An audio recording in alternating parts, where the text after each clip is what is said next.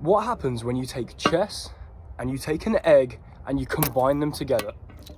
They ask you how you are, you just have to say that you're fine when you're not really fine, but you just can't get into it because they would never understand. As it turns out, the egg is a chess opening invented by Eric Rosen, I believe. At least it is on the Rosen Score website, where you start with e6, then you play g6, and then after g6, you play g5, and you've spelled egg in the notation here. What a great time to be alive. EGG.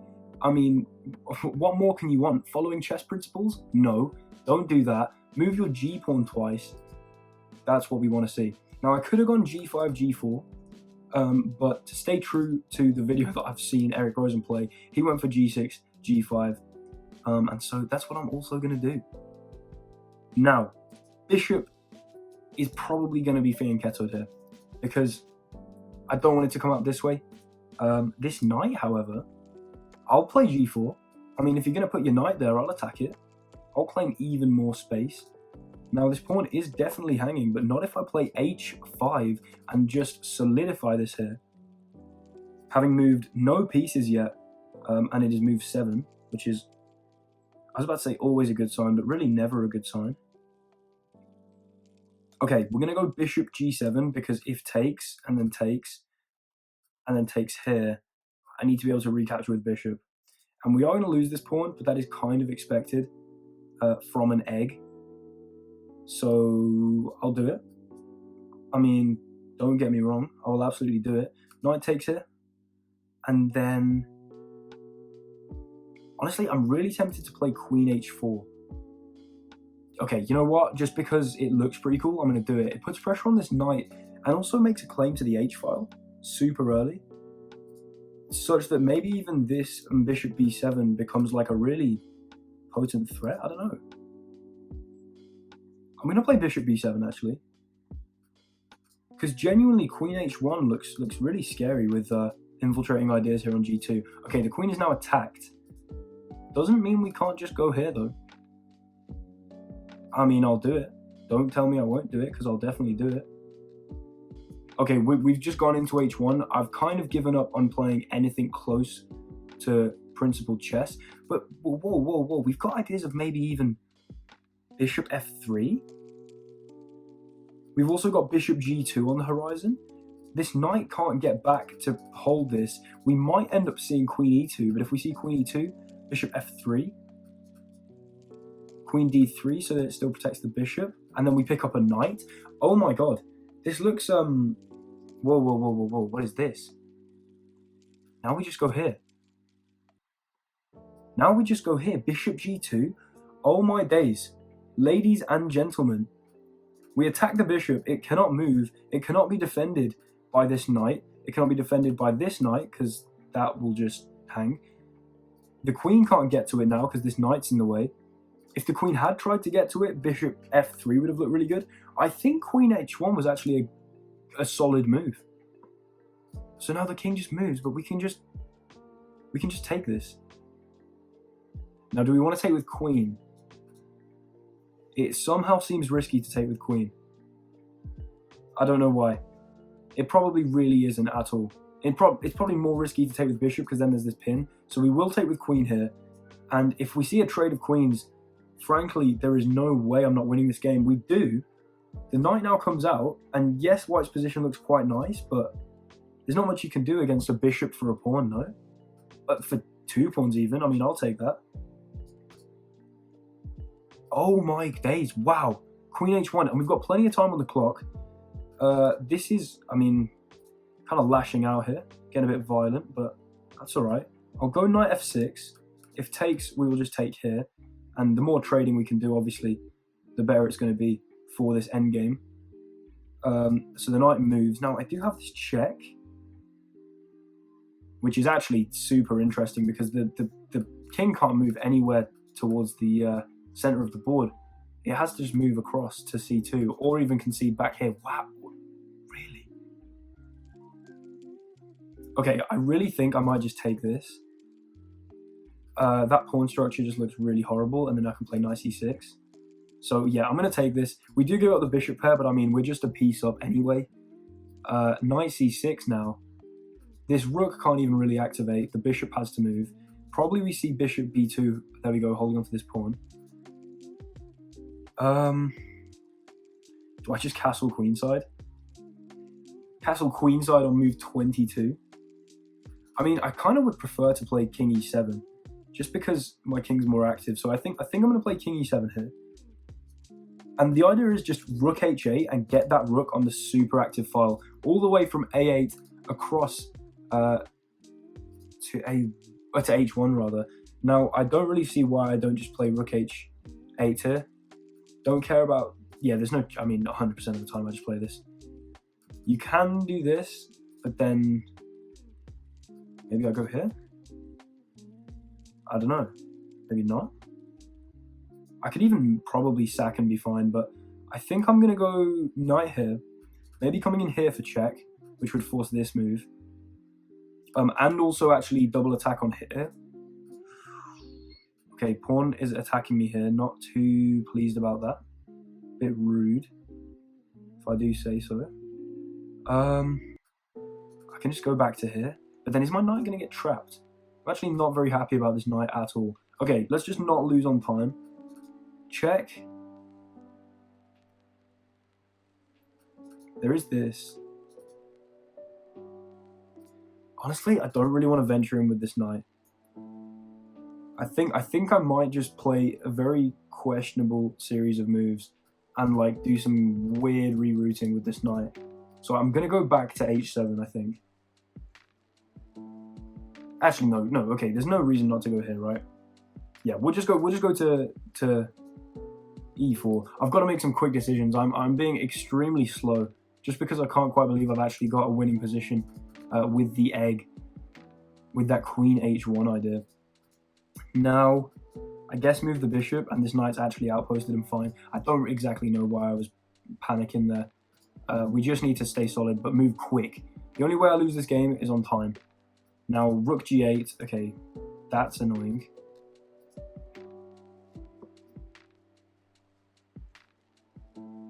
Oh, what is going on? There's just no way. Okay, we'll go here. Takes here. This. And we see this. And then I take here maybe. And then takes. And then takes. Okay. This is fine. This is fine. Because I'm about to take here with a fork. If they take on a7, there we go. Forking here. Or at least, I mean, this piece is obviously not hanging. They can just move the rook. It's not like I'm winning material here, but we're going to pre-move this. I'm going to pray that my opponent does move the rook, in fact. They might play this. No, surely not. Okay, you know what? I'm not going to pre-move that just in case my opponent goes for some zesty tactics. Hopefully they do not, though. I have 19 seconds. Okay, come on. This should be completely fine. Takes. Here. Pressure on this. If you push it, I just go here. Now there's this. You can't go back because of this. Okay, that's a huge win. Threatening to take the knight. If it moves anywhere, I go here. Unless it moves here, then I just take it. Okay, 16 seconds. This should be relatively easy to convert. My opponent maybe will play like this, going for this pawn. Then we just pick up the knight. Yeah, they do. Okay, here. Here. Everything is holding each other. That's super good. Pre-moving this, pretty much. Just go here. Keep an eye out for that forking idea. Here, okay. I'm gonna pre-move this. Feel like it's a good idea. Oh, Jesus. What am I doing? Okay. Some intensely questionable moves here. But I'm just going to play d6. Oh, no. Yeah. Okay. Okay.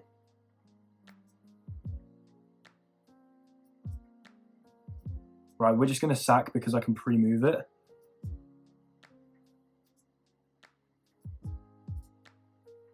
Oh, dear.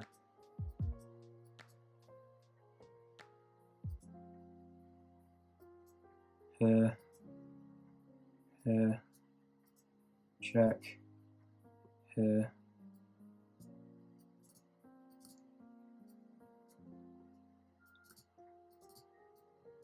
Oh my god, we're gonna do it. We're gonna do it, we're gonna do it, we're gonna do it. 1.5 seconds left. It's just a ladder, mate. No way. My opponent's just gonna let their clock run down in the hope that I get somewhat lackadaisical, but no. That is checkmate. My opponent lets it run out because they cannot handle the fact that they've just lost to the egg. What a win. Let's have a look at that game. Okay, so despite the obviously dubious start to that game, we are going to analyze it in terms of the sort of tactics having come out of that very, very questionable opening.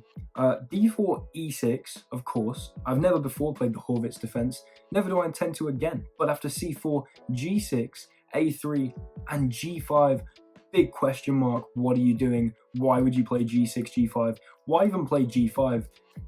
It's of course because we're playing the egg. Immediately it's plus basically 2 of an advantage to white. And after I play B6, not horrible. Knight F3, G4 best move, attacking the knight here. So you know G6, G5, and G4 all played before move 6. The knight jumps in to the center here, and then securing that best move. Okay, H3. Bishop G7 takes, and taking here was not good. I should have kicked this knight first. I was considering that. But I did kind of like this idea of opening it all up, but I guess I should have tried to hold on to this pawn. I think because I'd pushed it so far, I was kind of resigned to losing this G-pawn, and so probably didn't put as much effort into keeping it as I should have. And after rook takes, bishop takes, knight takes, which is not ideal actually, the computer wanted queen here, which I guess is just about to come in over here and just punish me for doing God knows what to my king side. Like I sort of did to white's position. Queen here, inaccurate, but I would definitely play it again because after E3, Bishop B7, going for this idea down in the diagonal here, we see G3 and all of a sudden the game's equalized. Queen H1, best move, awesome. And then why had this move F4? Which, if we play F4 and turn on the engine here, then if I play Bishop G2, we then see Queen E2, and if I play Bishop F3, then the Queen can go across, and then we can force a trade here, so the Knight won't hang. Sorry about that. But of course, my opponent did not find F4. Bit of a tricky move to find, realizing that after Queen E2, you're going to need to come all across to the H2 square there, and so you know, moving this pawn is just freeing up this passage. I don't know, that's a very tricky move to find, in my opinion. So after Knight E2, one sec, let's just check actually. Queen E2, would we have played? Yeah, just completely winning after Bishop F3. Wow, okay. Anyway, my opponent played Knight E2, of course going right in. Wait, actually, it wanted Bishop F3, but basically as good to just play Bishop G2 here. And then the king moves, takes, and then recaptures, of course. Knight comes here, just pick up this pawn. And I think from here, it was pretty much smooth sailing. I mean, we had an average 70 pawn loss of 17, so that means sort of on average, the evaluation only deviated by 0.17 from the best move, you know, across the game, which is pretty good. Made easier by a long end game where there are easy best moves to make. However, Knight F6 here, and then just this check was actually really nice. The king moves back, and let's turn on the engine again. Taking that was the best move. Recaptures, Knight C6, Bishop B2, best move. I just lifted my king, and then the knight goes across, Rook H8, perfect. Here, and I should have gone for Knight G5, which is exactly what I went for because I'm stockfish.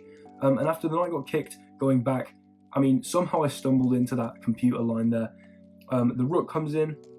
I don't know why I didn't play B5. I would play B5 all day if I'd noticed that. Just cementing the bishop here. Okay, that was kind of poor. However, moved the bishop. Knight got kicked. Knight here. But this all resolved itself quite nicely after takes, and then this fork here. The rook steps back. I captured, they captured. And I mean, it's just completely won. Rook G8, best move. The pawn's pushed. Rook H8, best move. And now, I mean, there's nothing more to do. I just pick up the knight. But of course, the thing that made this quite interesting is the time trouble. So I had 15 seconds here.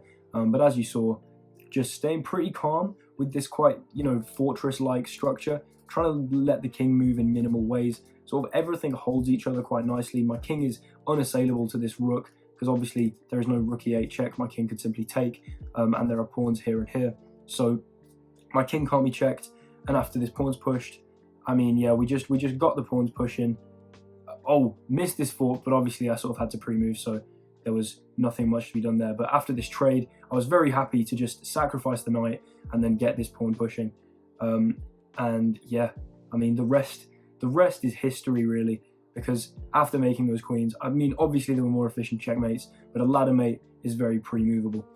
And that is the game. A win with the egg. Of course, cracked an egg for this video, which is a valuable bit of protein that could have otherwise gone straight to my biceps to make me huge. So, of course, I'd appreciate some compensation for that waste of protein there by, hopefully getting this video to 5 million views. Thank you for watching. Goodbye.